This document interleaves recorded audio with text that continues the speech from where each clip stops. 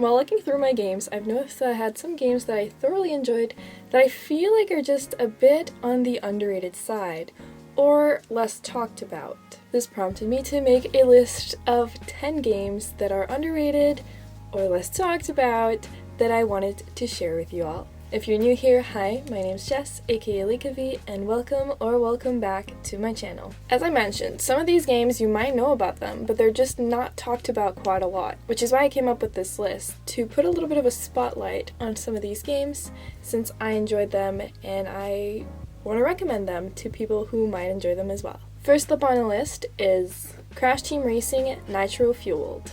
So this game is one of the less expensive games. It is 30 CAD dollars normally. It has tracks and arenas from Crash Team Racing and Nitro Kart. You can race in multiple game modes and you can play up to 4 players, which I just find very fun. I first came across the game when I was looking through Amazon to see which games that I would like to get for my Switch. And this gave me massive Crash Tag Team Racing vibes, which was on the GameCube. I highly recommend the game, especially if you remember playing Crash Bandicoot when you were younger, or if you're one of the newer Crash Bandicoot fans who's played Crash Bandicoot It's About Time recently, which is the newest game in the series. I don't see that many people talking about it anymore, or if it was ever talked about a lot, but anyways, I just really wanted to add it on my list. Next up, it's another racing game, which is called Need for Speed Hot Pursuit Remastered. My first entry into the Need for Speed games was actually through my brother, and it was on the GameCube once again. As you can tell, I have a lot of attachment to my childhood. It was Hot Pursuit 2, actually.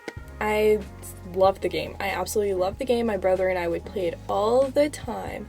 So when they announced Need for Speed Hot Pursuit Remastered, I picked up a copy for me, but I also picked up a copy for my brother. After he got his Switch, I gave it to him.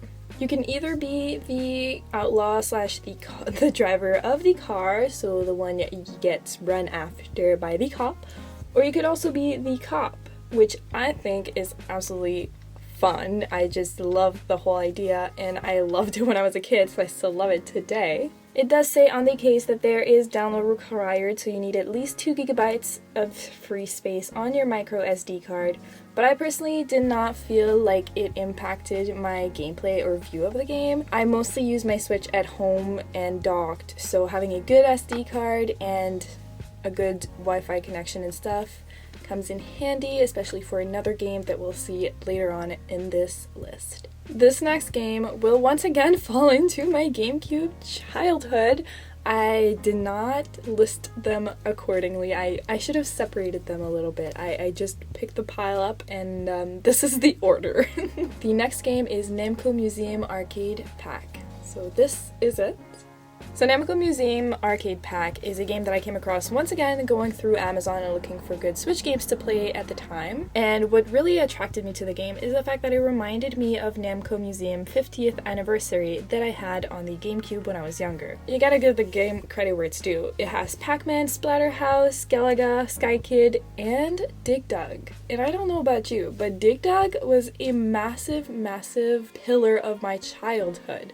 And my mom also loved playing it a lot, my brother as well. All of these games are just tremendous classics, and the fact that we can get to have them on the Switch for literally inexpensive is pretty dang awesome. I, once again, don't see a lot being mentioned about this game, so it might just be like knowledge that everyone knows, but they just don't talk about it. It could happen. Some of these games could definitely be that, but I felt like mentioning it because it was just a pleasant ride through some of these games once again, as obviously an adult now, so this was very fun, and you can play up to 3 on the TV. This next one is a game that I will never stop talking about. I absolutely love it. So this is like known information on my channel, but maybe lesser known information for other viewers who might be new. Or probably you know about it, but anyways, I still had to put it on this list. This is just, yeah. This next one is Captain Toad Treasure Tracker.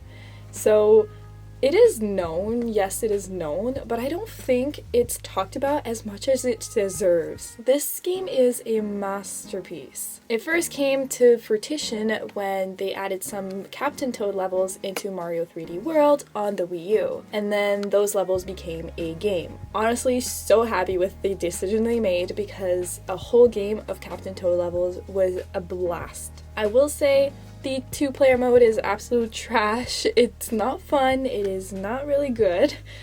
It's terrible. But it was still very good. As a solo player game, it is amazing. The puzzles are everything that I loved about it. It's just so fun, and I just think it's very relaxing. Some people might think puzzles aren't relaxing, but I genuinely think they are.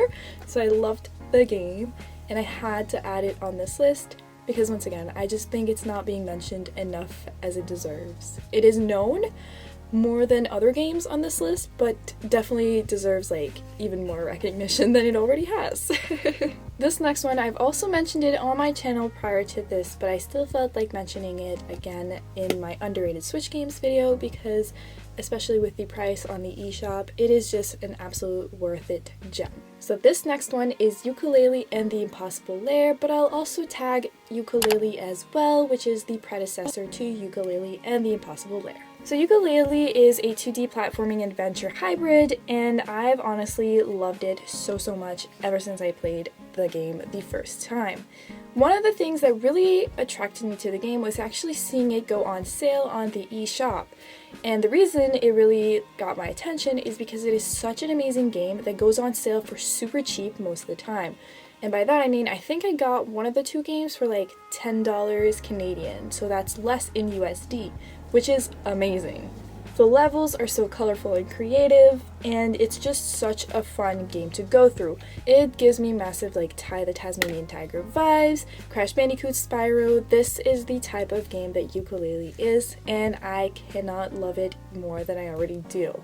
It's another one that I felt like mentioning again on this channel because it just seriously needs all the love it can get.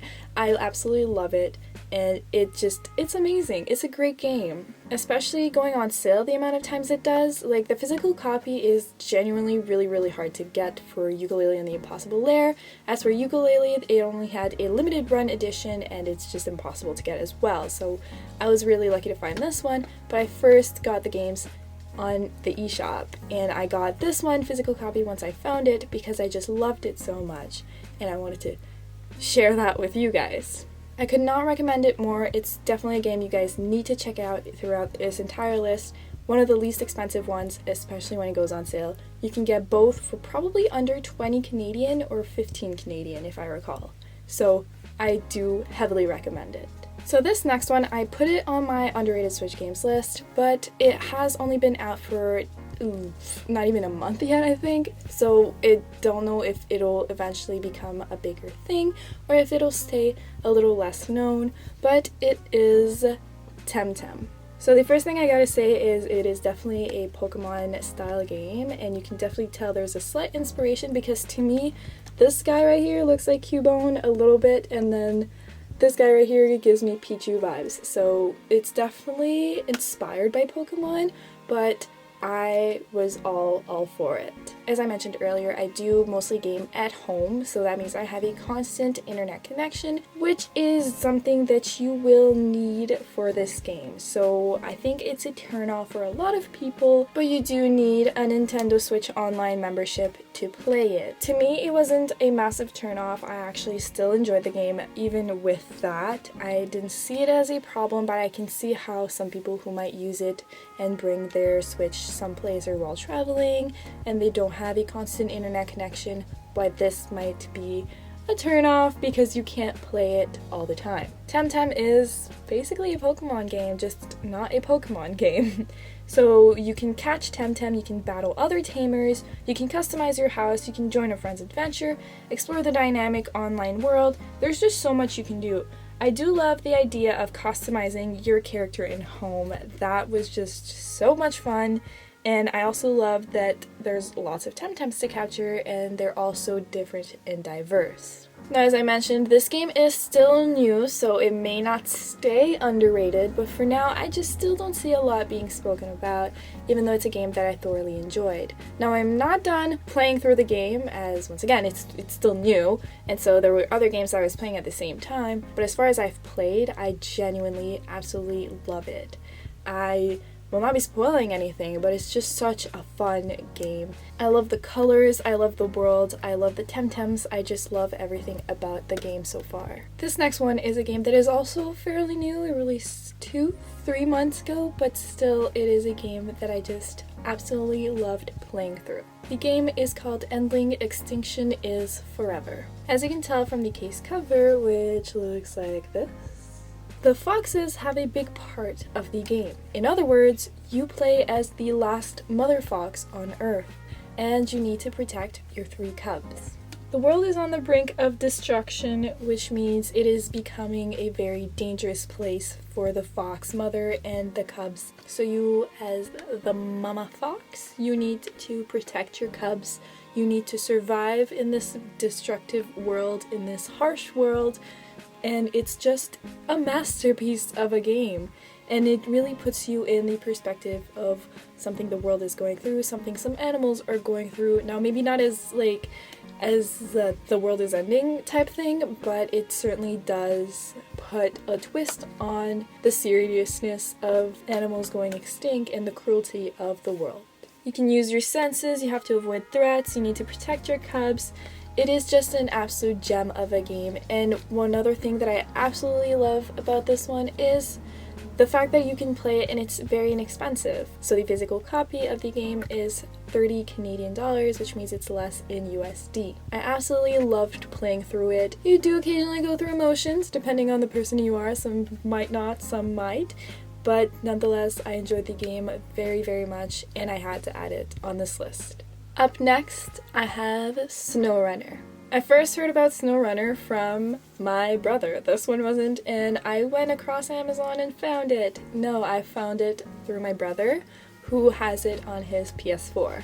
It's a game he loved and enjoyed quite a lot, and he recommended it to me, and so I got it. Before I went into the game, he did tell me to have a lot of patience because one travel can take quite a long time. But if I'm just playing and chilling in my room, I don't mind if it's a mission that takes a little longer. 40 vehicles, but you have brands like Ford, Chevrolet, Freightliner, and so many more. It's a terrain game, and it's another one that I've just started playing, but I still felt like I needed to add it on this list.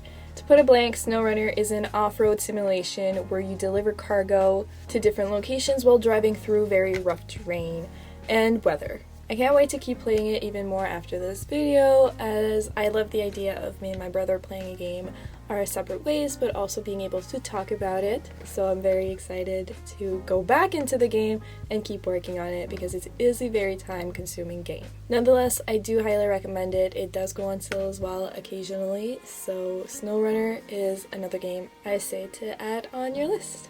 The next game I have with me is called Haven. I was lucky enough to get a physical copy, but it is a limited run edition, which means there is no physical copy other than with limited run, and I'm pretty sure they're sold out, so sorry about that. You might have a harder time finding the game.